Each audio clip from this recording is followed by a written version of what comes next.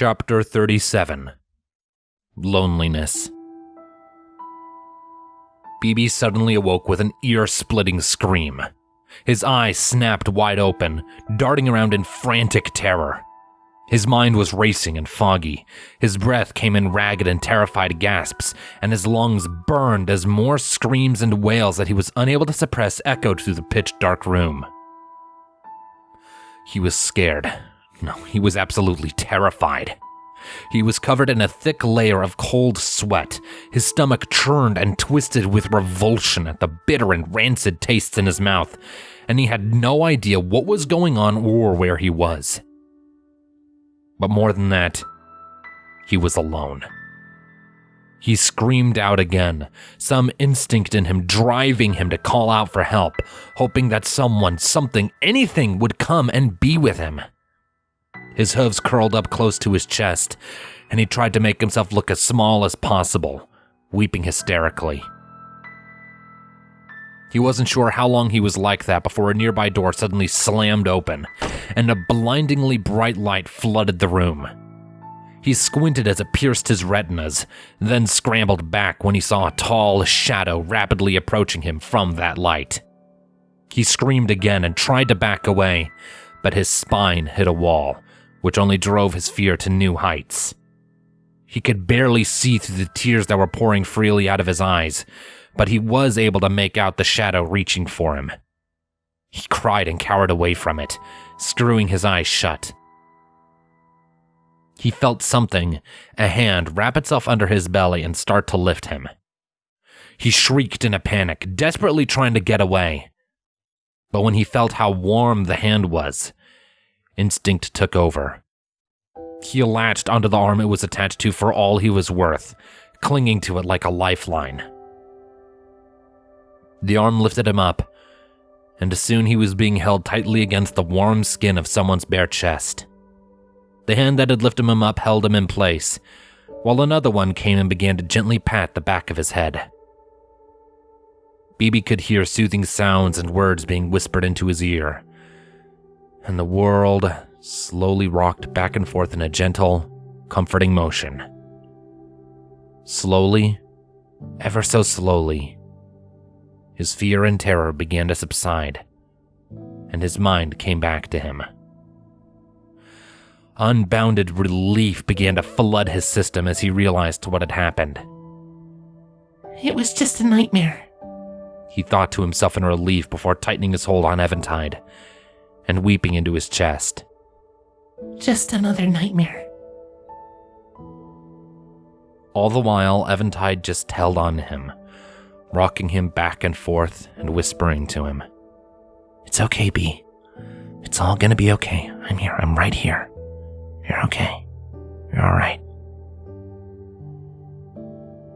They stayed like this for a long while, BB's shuddering breath slowly calming down and his body relaxing. Finally, after almost 10 minutes, he leaned back and looked up into the worried expression of his father with tears still leaking out of his eyes. Eventide offered him a gentle, reassuring smile. Hey, BB. You okay now?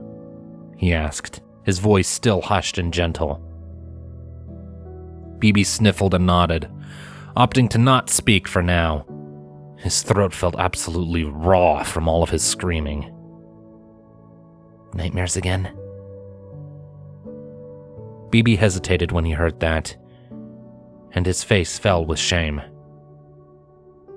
All the same, he nodded and gave a quiet hum of acknowledgement. Eventide sighed before standing up and carrying BB out of his room and for the stairs. Do you remember what happened this time?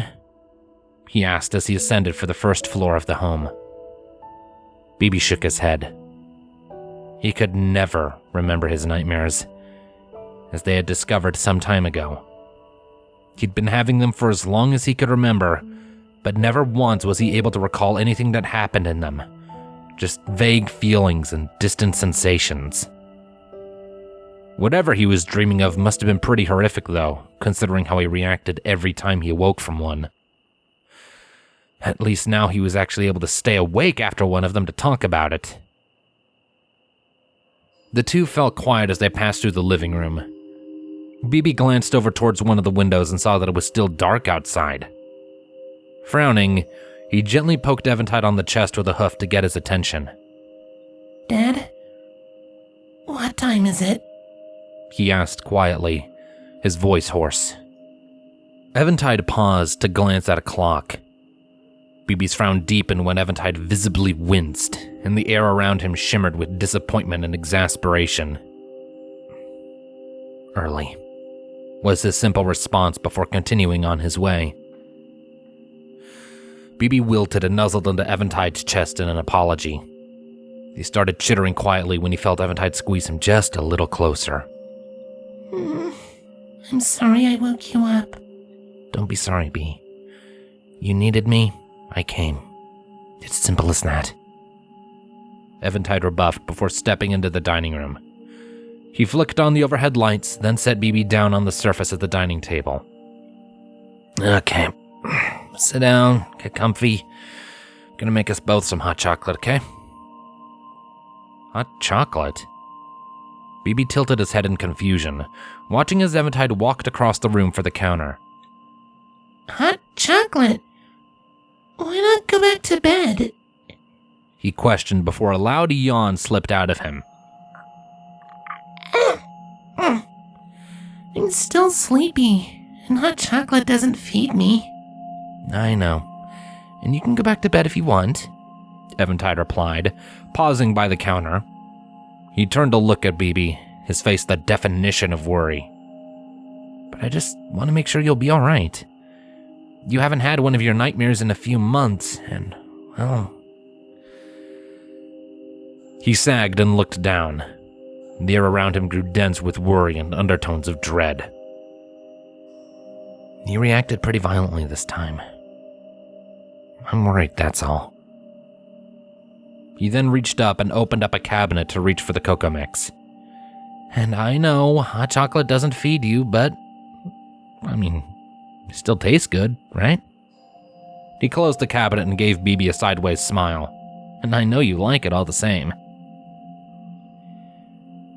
Right, okay. BB acknowledged quietly. He didn't say anything else for the time being, instead just watching as Eventide got to work preparing a couple of mugs of microwave hot chocolate. In no time, the appliance thrummed into life. A few minutes later, 5 loud beeps rang out from the microwave, and Eventide soon returned to the table with 2 mugs of steaming hot chocolate in his hands. So, go through it with me again. What do you remember about it? He asked in a quiet and soothing voice as he set down BB's mug in front of him. BB chose not to answer at first, instead flicking out his forked tongue to test the temperature of the drink. It was a little too hot for him at the moment, so he sat back and scuffed the tabletop with his hoof. His frown deepened as he pondered the request. Well... He paused and shivered as he thought back on it. The feelings he could remember, however vague and murky, were still more than enough to draw another anxious whimper out of him. Do I have to, Dad? Eventide took a sip from his mug, set it down, and shook his head with sympathy. No. But I would appreciate it if you did. I want to know what we're dealing with here. And the more we know, the more we can do to make it better in the future. BB nodded before shuffling it forward. Eventide got the idea and hefted the bug into his arms and against his chest again. BB took a moment to see comfort in the warmth and love Eventide was radiating, and soon, he was relaxed enough to speak. Okay, well... He began, his voice still shaking. I remember it started with me feeling warm and safe. Kind of like whenever you hold me like this. But then I felt terrified. I remember being in pain. And it was really cold, too. I remember tasting anger, hate, sadness, and fear. More than I've ever tasted from you, Fluttershy, or even when the school went red a couple years ago. It was so horrible. I felt sick, like I was burning up inside. I remember feeling just sad. Sad and alone. Like there was nobody there for so long. I remember feeling like I couldn't breathe. I remember being lonely. Eventide hummed softly while giving Bibi another gentle pet. Anything else? He asked in a whisper, squeezing Bibi just a little closer. No. That's all I can remember. Bibi whispered back. Just like always. A heavy silence hung in the air after that. Eventide eventually set Bibi back down by his mug. All right. If you ever do remember anything else, don't wait up to tell me, all right? He instructed before taking another sip from his own. Bibi nodded. Okay, Dad. And with that, they enjoyed their drinks in peace. Bibi had to admit that, even if the hot chocolate did nothing to satiate his hunger, it was relaxing all the same. The warmth that it filled his body with as it pooled in his belly drew a quiet hum of contentment out of him, and he felt his dulled senses liven up a little. As they finished their drinks, Bibi caught sight of the barest hints of light from outside the kitchen's sliding glass door. Perking up and curious, he leaned to one side to get a better look and realized that the sun was starting to rise. He could now see the silhouettes of the trees through the glass, and he could just see the first golden glow of the sun between the leaves. Sun's coming up, he noted quietly, not wanting to break the tranquil atmosphere. Eventide glanced over to look and nodded. Yeah, I was gonna have to get up in just a couple hours anyway. If you had to have a nightmare, you picked a pretty good hour for it. Bibi pouted and smacked his hoof against Eventide's hand, making him draw it back. That's not funny, he stated in irritation. I don't like having nightmares, Dad. They suck and I wish they'd just stop. Eventide recoiled from the sharp remark, and Bibi's own annoyance quickly faded away when he saw Eventide's regret starting to fill the air around him. Both of them sagged, but neither of them spoke. They didn't need to. They understood at this point.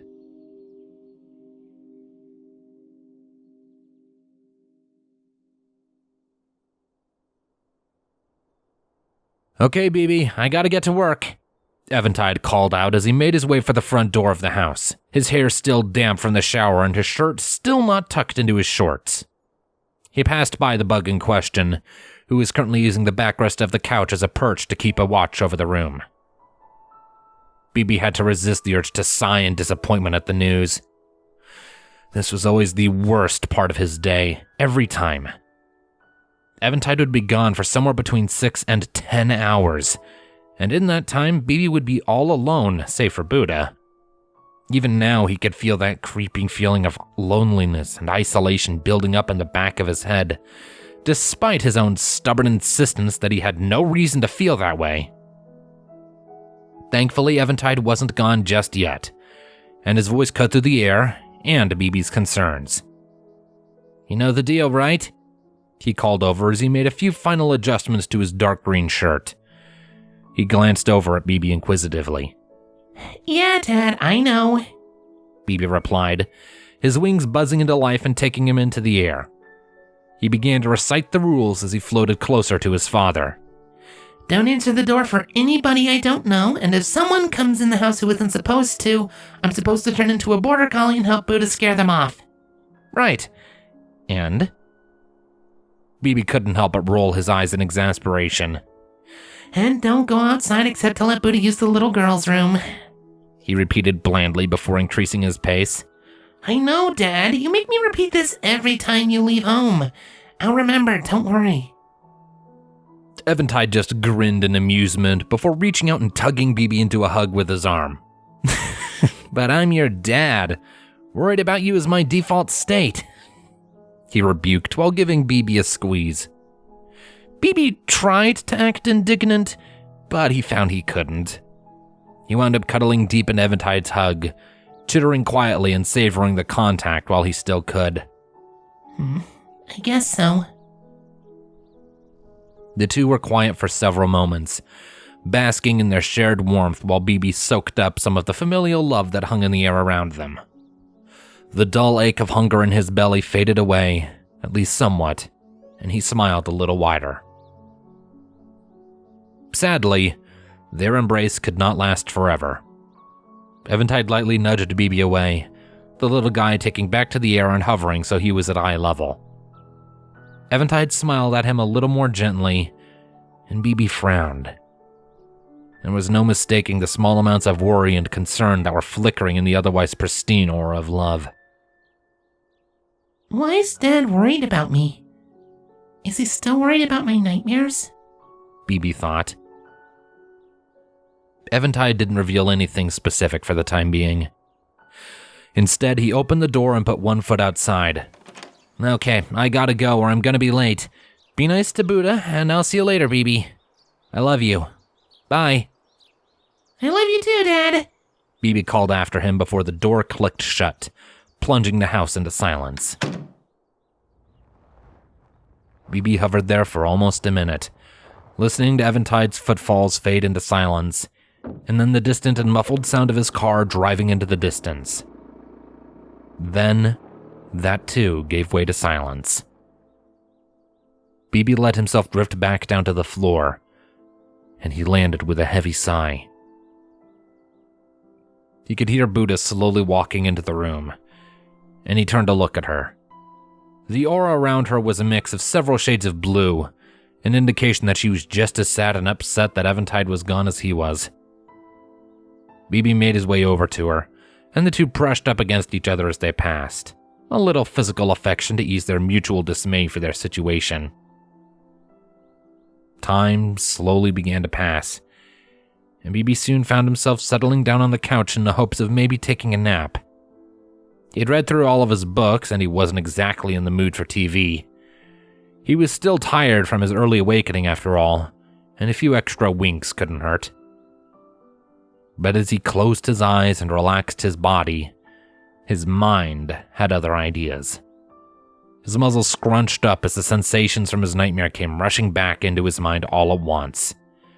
First the comfort, then the fear and despair, then the anger and rage, then the grief and sorrow, and finally, the quiet and the solitude. BB shuddered at the memory, and his eyes opened up again by reflex. Buddha looked at him from not far away, her head tilted to one side. He could see that she was curious and confused by the quiet chirps of discomfort he was making, and made her way over.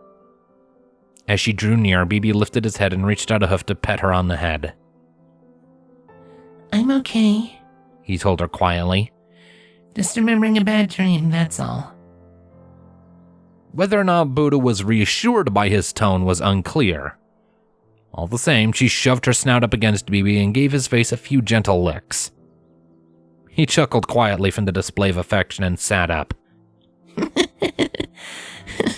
Thanks, Buddha. I love you too, he stated with a small smile. Buddha wagged her tail at him, her tongue lolling out. BB's smile soon fell away, though, and was quickly replaced by an irritated frown. He set his chin back down on his hooves and blew out a puff of air. He then closed his eyes to try and sleep again, but he was met with similar results as before, and let out an annoyed groan. This is going to be problematic. Then his eyes shifted to one side and peered out into the kitchen. His mind wandered to the sliding glass door and to the world outside. An idea began to form in his head, and he tried to force it down.